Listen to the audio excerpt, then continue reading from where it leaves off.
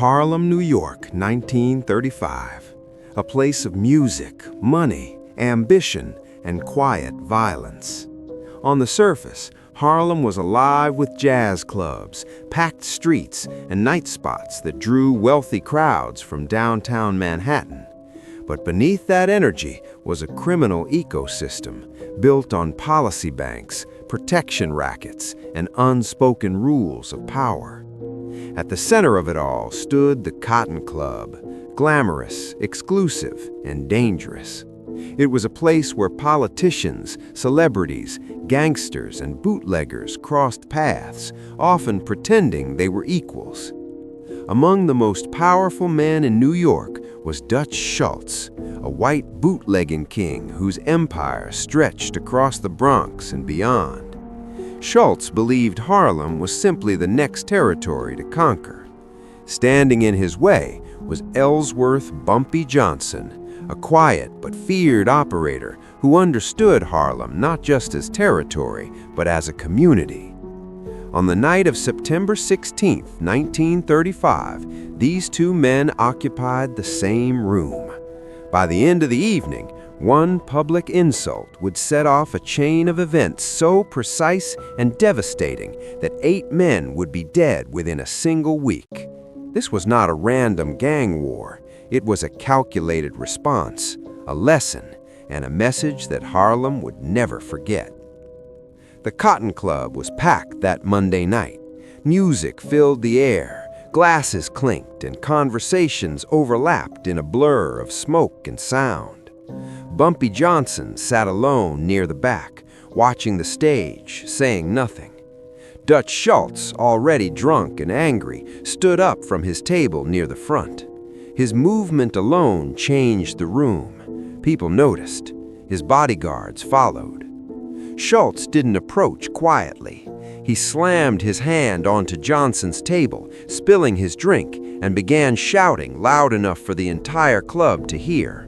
He questioned Johnson's status, mocked his operation, and used racist language that stunned even a crowd accustomed to violence and prejudice. The music stopped. The room fell silent. Bumpy Johnson didn't react.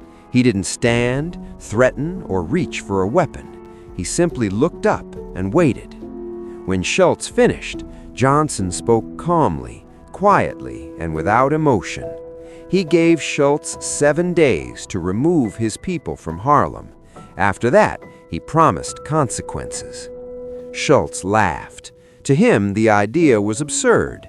He mocked Johnson publicly, confident that power, money, and race placed him untouchable. Johnson stood, finished his drink, and walked out. What looked like humiliation was actually the beginning of something far more dangerous. Dutch Schultz returned to his table, convinced he had won. In his mind, he had publicly crushed Harlem's last resistance. He spent the night retelling the story, laughing at Johnson's calm threat, describing it as a joke. To Schultz, intimidation was power, and humiliation was control. He believed fear alone could rule Harlem. What Schultz failed to understand was that Harlem didn't function like the rest of New York. Power there wasn't just enforced through guns, it was sustained through trust, relationships, and respect. Schultz's collectors were outsiders. They took money without understanding the neighborhood. They enforced rules without loyalty. Every insult created resentment. Every beating created enemies. More importantly, Schultz made the conflict personal. By publicly humiliating Johnson using racial language, he turned a business dispute into a symbolic challenge. He wasn't just attacking an operation, he was attacking identity, pride, and dignity in front of witnesses. Schultz assumed Johnson would react emotionally or violently in public. Instead, Johnson walked away. That silence convinced Schultz there would be no response. He went to sleep, believing Harlem was already his.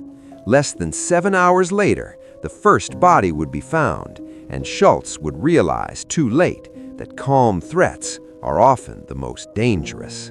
Bumpy Johnson didn't sleep that night. As he walked through Harlem's streets, his mind was already working. He understood that killing Schultz directly would invite overwhelming retaliation.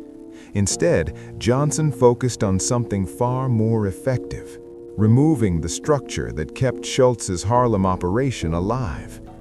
Johnson's plan had 3 parts. First, he would disappear. No public appearances, no visible operations. This would protect him and create the illusion that Schultz had scared him into hiding. Second, he would target only the key men, the collectors, enforcers, and managers who made Schultz's operation function day to day. Without them, Harlem would collapse for Schultz without a full war. Third, and most important, Johnson would send a message that went beyond this conflict. Each action would reinforce one idea: public disrespect would carry consequences. Johnson wasn't fighting for territory alone, he was establishing a rule. Before dawn, Johnson met with his most trusted men. He gave them a list of 8 names, 1 man per day, 7 days. Each death would be discovered quickly, and each would carry a message.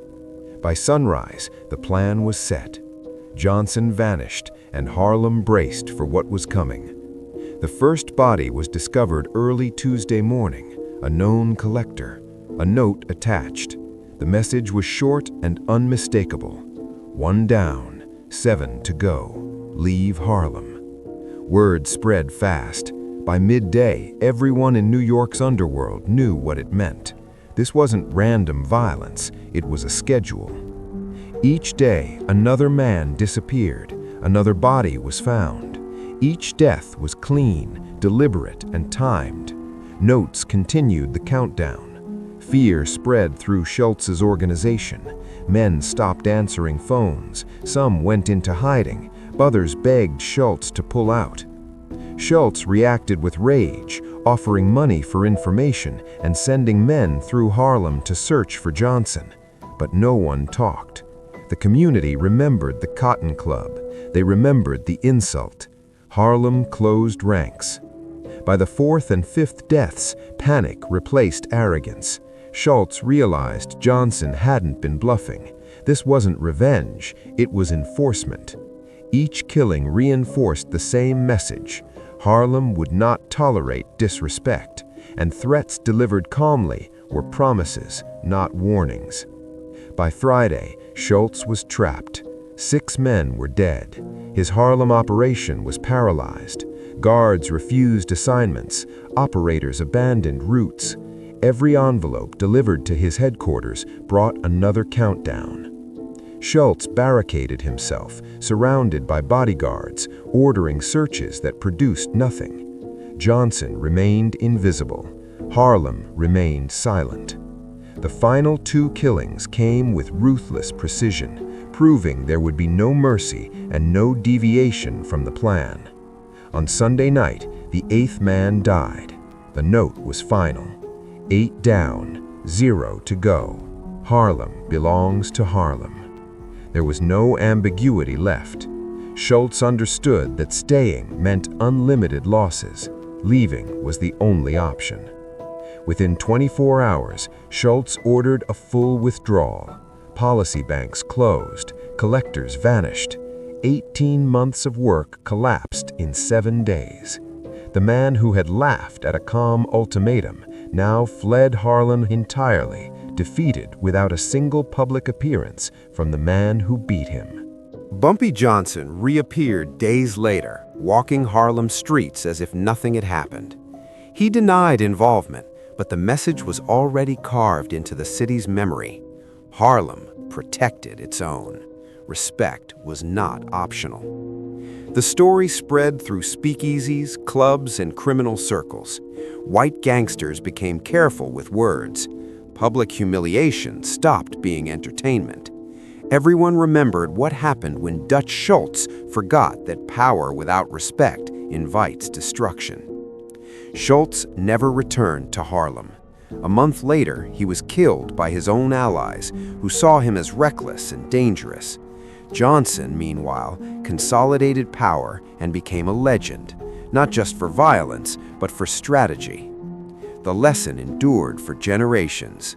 Money builds empires, fear enforces control, but respect determines who survives. In 1935, 8 men died in 7 days to teach that rule, and New York's underworld never forgot it.